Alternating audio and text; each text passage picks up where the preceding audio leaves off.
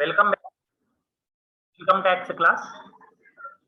We are actually in the fourth chapter, that is income from business or profession. But for the record, please go through your syllabus. In the first page of your notes, syllabus should be there. This is the syllabus for the BCom fourth semester students. Please note down. First unit we have introduction to income tax. Okay. All these topics we discussed: direct and indirect taxes, canons of taxation, features and history of income tax in India, definitions and basic concepts of income tax, assessee, deemed assessee, assessee in default, assessment year, previous year, person, agricultural income, heads of income, gross total income, incomes exempt from tax, residential status and scope of total income, meaning of residential status, conditions applicable to an individual assessee, incidence of tax, and types of incomes.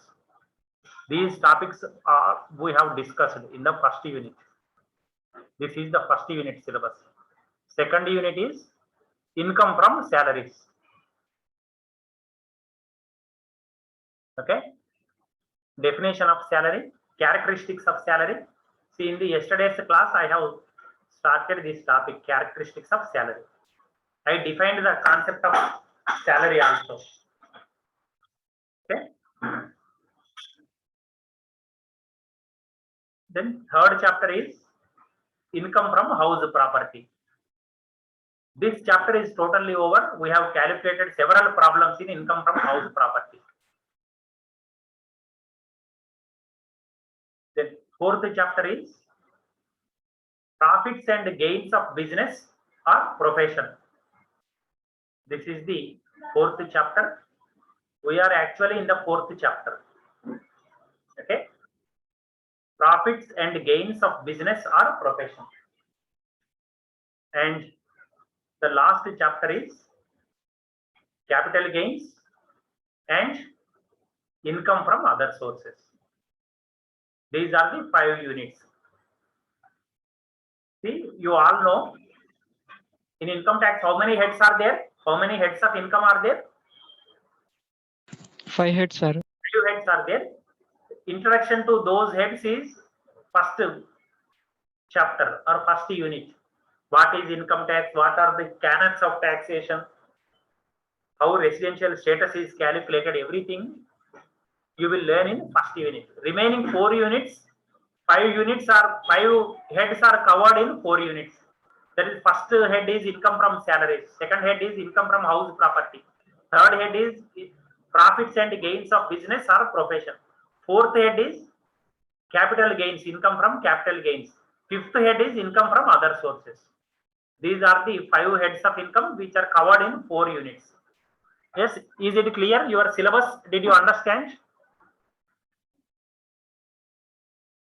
Did you note down the syllabus? In your first page of the notes, syllabus should be there. Okay, sir. Okay, these are the 5 units.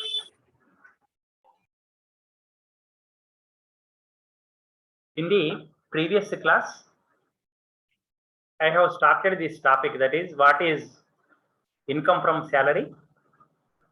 Just now I explained again. These are the 5 heads of income: income from salary, income from house property. This is our second unit. This is our third unit. This is our fourth unit. These 2 are combinedly given in 5th unit. Am I correct?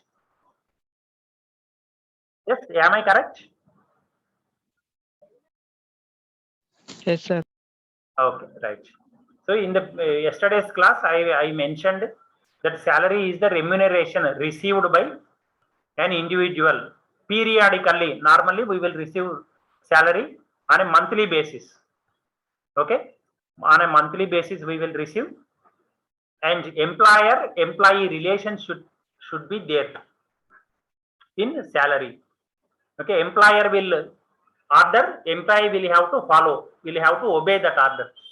That is what salary implies. Okay, it is salary in simple terms refers to remuneration or payment received by an individual. Okay, characteristic features of salary we are discussing in the previous class. First and foremost, characteristic feature is employer-employee relationship should be there between two persons.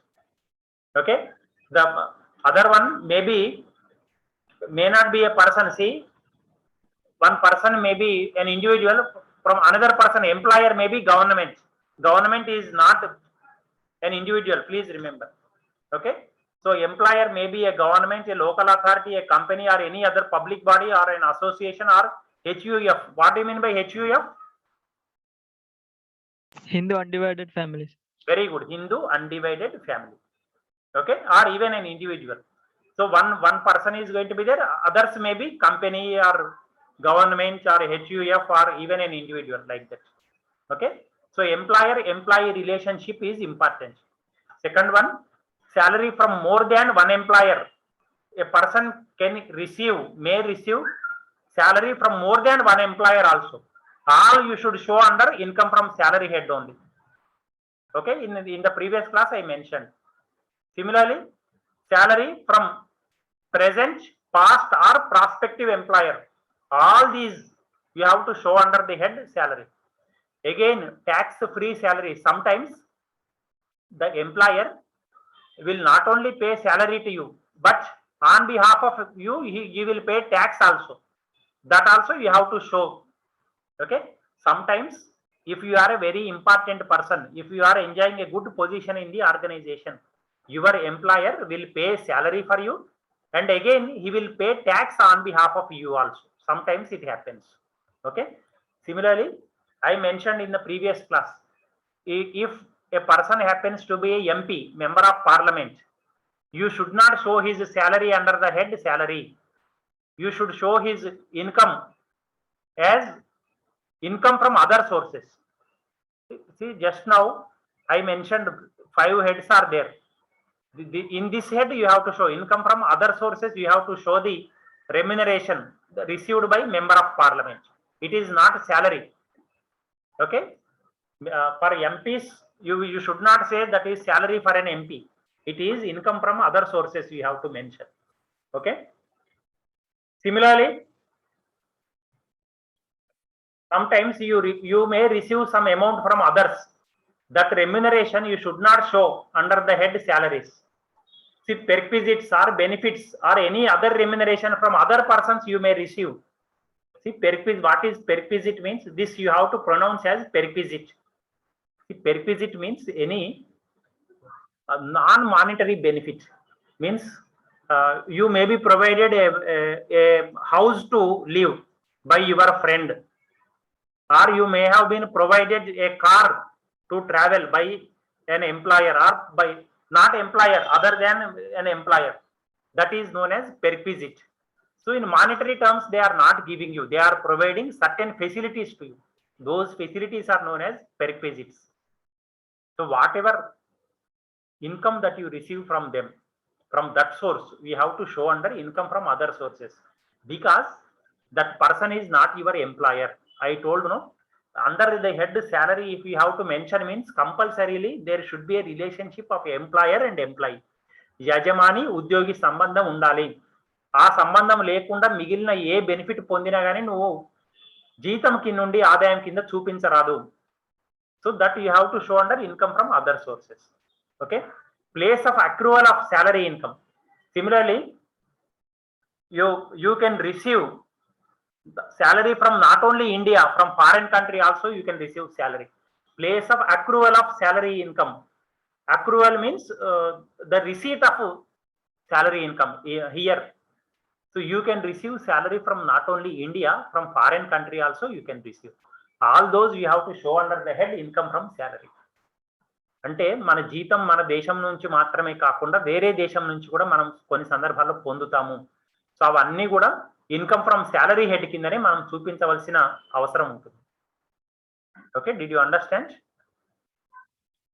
Okay, similarly salary of or pension received by UNO employees. What is UNO? What is UNO? United Nations Organization. ఐక్యరాజ్య సమితి అంటాం తెలుగులో. United Nations organisation. The United Nations organisation నుంచి, ఐక్యరాజ్య సమితి నుంచి జీతం తీసుకున్నా, పెన్షన్ తీసుకున్నా, you should not show it as salary. It is fully tax exempted. మనం జీతం నుండి ఆదాయం కింద చూపించకూడదు, అది మొత్తం కూడా ఎగ్జెంప్టెడ్, మినహాయించదగిన ఆదాయం. అది దాన్ని జీతం నుండి ఆదాయం కింద చూపించవలసిన అవసరం లేదు. Okay, similarly arrears of salary received. What is arrears? It is opposite of advance. Advance అంటే ఏంటి? అడ్వాన్స్ శాలరీ అంటే ఏంటి? What do you mean by advance salary? ముందుగా తీసుకోవటం. Very good. ఏరియర్స్ అంటే బకాయి. పోయిన సంవత్సరం జీతం ఇప్పుడు ఇచ్చారు అనుకోండి, ఇప్పుడు మనం ట్యాక్స్ కడతాం దాని మీద. అలానే అడ్వాన్స్ శాలరీ కూడా అంతే, మనం ఎప్పుడు తీసుకుంటే అప్పుడే మనం దానికి ట్యాక్స్ కట్టేస్తాం. Okay, so see any amount of salary received from present or past employer during the relevant previous year and which relates to some earlier previous years is treated as arrears of salary. It is taxable in the year in which received, not the year to which it belongs. మనం ఏ సంవత్సరం జీతం అయినా సరే, ఈ సంవత్సరం తీసుకుంటే ఈ సంవత్సరమే మనం నెక్స్ట్ ఇయర్, అంటే ఈ సంవత్సరం ప్రీవియస్ ఇయర్ అయితే నెక్స్ట్ ఇయర్ అసెస్మెంట్ ఇయర్ లో మనం ట్యాక్స్ కట్టాల్సిందే. ఫర్ ఎగ్జాంపుల్ 2018-19 నాకు జీతం ఇవ్వాలండి, నా యజమాని ఎగ్గొట్టాడు, అది తెచ్చి ఇప్పుడు ఇచ్చాడు 2021-22లో ఇచ్చాడు అతను నాకు. నేను ట్యాక్స్ ఎప్పుడు కట్టాలి? ఇది ప్రీవియస్ ఇయర్ అవుతుంది, నెక్స్ట్ ఇయర్ కడతాను, నేను అసెస్మెంట్ ఇయర్ లో కడతాను, అంటే 22-23లో దానికి ట్యాక్స్ కట్టేస్తాను. ఓకే, అంతేగాని 18-19లో పీరియడ్ కు సంబంధించింది కాబట్టి అప్పుడు కట్టాలి ట్యాక్స్ అనేది ఉండదు. మనం ఎప్పుడు జీతం తీసుకుంటామో అది బకాయి కావచ్చు, అడ్వాన్స్ కావచ్చు, ఏదైనా సరే మనం తీసుకున్న సంవత్సరంలోనే దాని ట్యాక్స్ దానికి సంబంధించిన అసెస్మెంట్ ఇయర్ లో మనం కట్టవలసిన బాధ్యతను కలిగి ఉంటాం. So that is with reference to arrears of salary received. Okay, similarly salary received by a teacher or researcher from a SARC member state. What is SARC?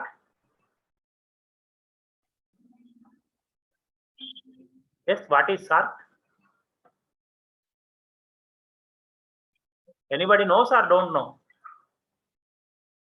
SARC Don't know, sir. SARC అంటే South Asian country, sir. Association for Regional Cooperation. మన south ఏషియాలో ఉన్న కొన్ని దేశాలు కలిసి ఒక సంస్థను ఏర్పాటు చేసుకునేయండి, అదే సార్క్ అంటాం. ఓకే, నోట్ చేసుకోండి, full form you note down. South Asian Association for Regional Cooperation. South Asian Association for Regional Cooperation. Okay, what are the countries? Do you know? Bangladesh, India, Pakistan, Nepal, Maldives, Sri Lanka, Bhutan, Afghanistan, Myanmar. Inni countries unnayandi. Nepal. 9 countries are there. Please remember. India, Bangladesh, Pakistan, Nepal, Maldives, Sri Lanka, Bhutan, Afghanistan, Myanmar. This many countries are there. Okay, so that is about SARC. So if a person receives any salary, if the person happens to be a teacher or researcher from a SARC member state, then that salary is exempted up to 2 years. 2 సంవత్సరాల వరకు దాన్ని చూపించుకోవాల్సిన అవసరం లేదు, దానికి మినహాయింపు ఉంటుందండి. Okay, next one, salary as a partner. Similarly మనకు you know about partnership organisation. భాగస్వామ్య సంస్థ అంటే ఏంటో తెలుసు మీకు. What is partnership organisation? yes, what is partnership organization? What happens in a partnership? More than 2 members will come together, will establish an organization, and they will share profits or losses.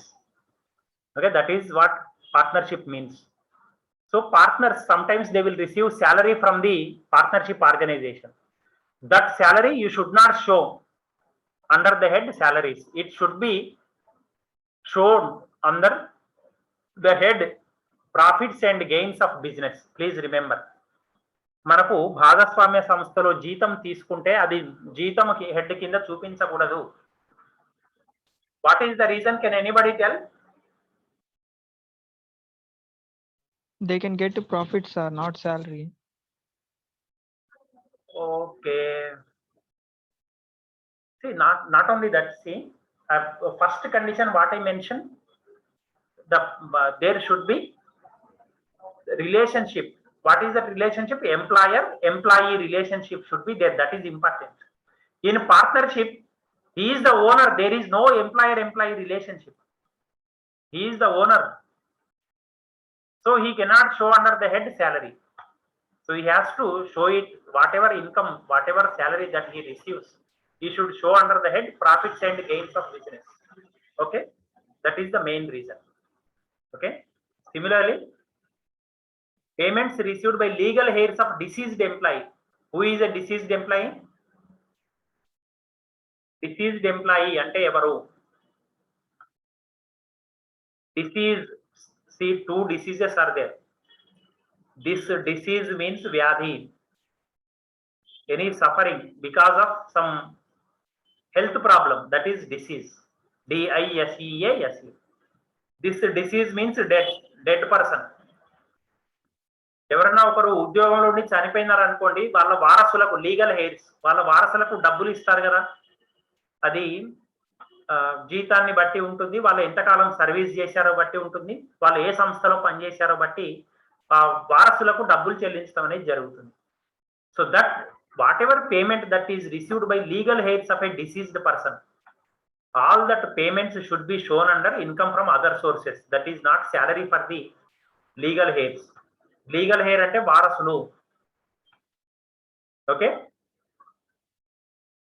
so whatever income that they receive from the employer of the deceased person, that income they have to show under the head income from other sources. Yes, is it clear? Yes, is it clear, or is there any Yes, doubt? sir. Okay, right. Next, payment made after cessation of employment. Cessation of employment means after the end of employment, whatever income that they receive. See, after the retirement is over, or after suspension, or after the dismissal of an employee is over, the organization will pay certain amount. It may be gratuity, it may be some other amount. So all that incomes should be shown under income from salary. ఇక ఇప్పుడు జీతం ఉద్యోగంలో లేడు కదా అని చెప్పి శాలరీలో చూపించకుండా ఉండకూడదండి. Pension also you have to show under salary. Okay, if anybody receives pension, that pensionable income you have to show under the head income from salaries. Okay, similarly నేను ఇంతకు ముందే ఈ పాయింట్ లో చెప్పాను, అడ్వాన్స్ శాలరీ అయినా arrears of salary opposite is advance of salary. Advance salary 9th points, 14th point, they are opposite actually. Advance salary is opposite of arrears of salary. So whatever advance salary it may be, you have to show it under the present year. Suppose now only you received salary of next year. In the year 2021-22, you received advance salary pertaining to the year 2022-23. It is taxable in this year only, not in this year. This becomes previous year, this becomes assessment year. This income, whatever advance salary that you received, that is taxable in this year, that is assessment year. Yes, is it clear? Yes, sir. Okay, then previous year for salaries. Similarly, I always I mention our financial year starts with April and it ends with March. So April month salary you are going to receive in May month. Similarly, March month salary you are going to receive in April month. Normally it happens. So we have to calculate properly. April month salary should be included in the present year, and March months also should be included in the present financial year. Please remember, our financial year is not calendar year. It is not going to end with December. It is not going to start with January. It starts with April, it ends with March. We have to take it into consideration. Okay, then that's all. These are the characteristic features of salaries. Yes, did you understand, or is there any doubt? Salary is a remuneration paid to an employee by the employer. Employee-employer relationship should be there in salary. Is it clear?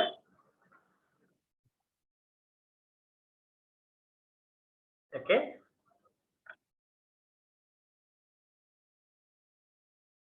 Characteristic features of salary. These are the characteristic features of salary. Okay.